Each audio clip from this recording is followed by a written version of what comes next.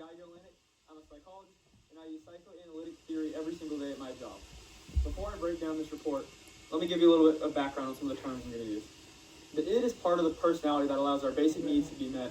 It is based on whatever feels good at the time. There's also the superego, which helps our morals and is based on our upbringing. Looking at the test results right here, it's probably fair to say that the id may want some things, but fairly common with this personality type, the ego and the morality, it's probably fair to say the id may want some things, but fairly common with this personality type, the ego and superego are there to apply realization about the results of morality, which, given the test, says this person has strengths of kindness and empathy. They probably have some desires locked away in the unconscious that relate to just stop caring and just putting themselves in front finally.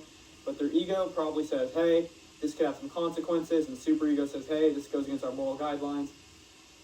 In other words, there's definitely some intrapsychic conflict about just letting loose, but the strong traits of kindness and empathy shine due to the superego's morality and the ego's realization, which ultimately overpowered the id in this case.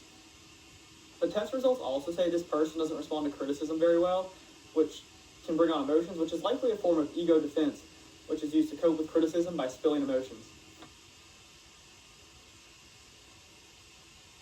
I'm Ned Frederick. I'm a psychologist that specializes in Neo-Freudian personality studies. So just right away, looking at this test results, I can see some analytic theories being quite easy to spot right away. I can see how the collective unconscious plays a role. It can be assumed that traits like empathy and generosity were almost inherited. Looking at this from a perspective of comparing introversion versus extroversion, there's definitely a lean towards introversion here. And then looking at this person's persona versus their shadow, their persona is clearly is very positive and nice, and their shadow is more critical and condemning. They may have an inferiority complex around their inability to take criticism, making it make sense why their emotions can get fairly extreme when they finally get ticked off. When we look at Alfred Adler's idea that as humans we strive for superiority, the perfectionist tendencies seen in not just this test taker, but the whole INFP personality type make a whole lot of sense. What's up, guys? I'm Tyler Behaviorist, and I'm a behavioral psychologist. I look at things from behavioral perspectives, just like the likes of Pavlov, Watson, Skinner, and Thorndike. So just starting off by looking at this person was likely conditioned into the personality that they have now. Their parents probably really emphasized kindness, as well as generosity and empathy, given that these are the areas of major strengths of the INFP, which is this person's personality type.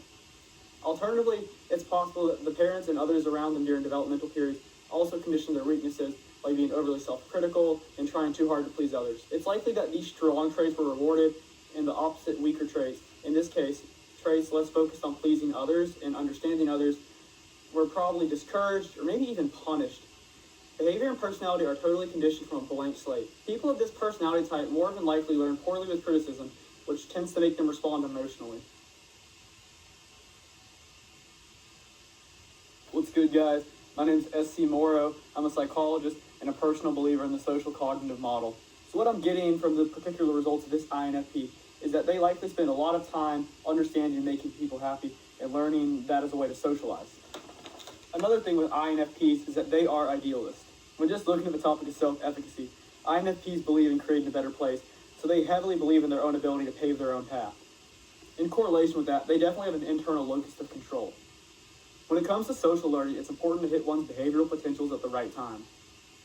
It's likely that maybe due to the COVID pandemic that they may have missed out on some social events that would have helped to reach their full social potential during a critical period, explaining why this tester has slightly below average social levels, which is fairly normal for the personality type. Hi, I'm Hugh Manis, and I'm a humanist psychologist. So while breaking down these traits, I like to attribute them to Maslow's hierarchy of needs, as well as reciprocal determinism. Certain social situations have probably shaped this person into being a more timid personality, which if we focus on Maslow's hierarchy of needs and look at the pyramid, this person's not going to be focused on socializing right now. They're more just trying to feel comfortable. Additionally, looking at their strengths, I can determine that their self-concept is someone who helps the world and generally thinks that their purpose is to be here to please. Given their traits as an INFP, their ideal self is probably somewhat unrealistic. The real self likely wants to develop into someone who can make the world and people just better overall. Given the idealism that comes with this personality, we can probably assume that learned helplessness is... Given the idealistic traits of this personality, we can probably assume that learned helplessness is not something that this person is worried about. Hi, I'm Thomas Trait, and I base all my theories off trait theory. So for their big 5 traits, this tester is slightly more conscientious. They're very agreeable. They're just slightly introverted. They're a little nervous or high-strung, if you will. And they're somewhat open to trying new things.